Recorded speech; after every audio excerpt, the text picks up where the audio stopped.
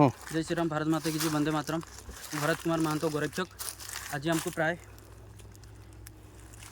11टा बेले खबर मिलला कोयडा अंचल एक जगार गोमांस कटिंग चलती और आम ये जगह आसिक जिते रेड कलु से जगार जड़े मात्र धरा पड़े आउ समस्ते छिंचत रही दौड़ीदे। ये देखूँ तांकर जिनसपत्र सब पुराड़ी रही आउ ये हूँ बैग और देखु से हूँ गो रक्त भरा पॉलिथिन ये सब गो रक्त एवं ये भी से प्रथम कटाकटी करते ये जगह देखूँ ये जगह पाखुनी की देखा ये जगह देखूँ गोमांस केमती से कटिंग करते।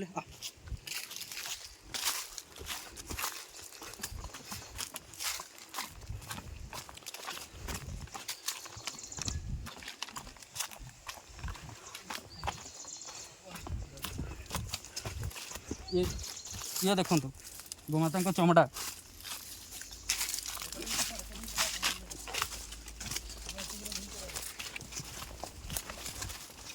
यही देखो यही जगह पर्टिकुलर यही जगह 25 ରୁ 30 जन घेरिकी थे और गोमांस केमती से काटिकी नापी से योजना करिकी गोटे गोमाता को ये काटी पूरा सब जिनस अच्छी समस्ते जंगल रास्ता देकी समस्ते दौड़ी पड़े। ये देखो बैग पॉलिथिन पैकिंग देखिए।